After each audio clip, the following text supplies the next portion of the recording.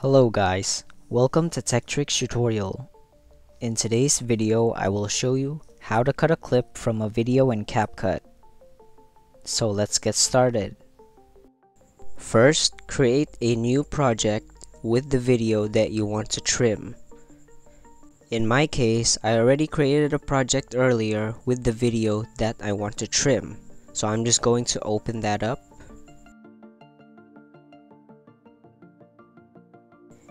Once you're here, first find the part which you want to trim, the start point and the end point.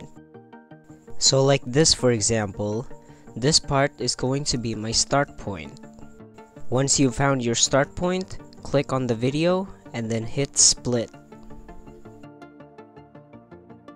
Now after you've done that, head over to the end point of the part that you want to trim.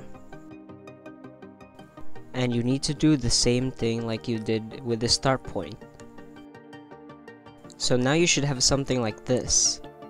Now just click on the part that you just split, and all you have to do is hit delete.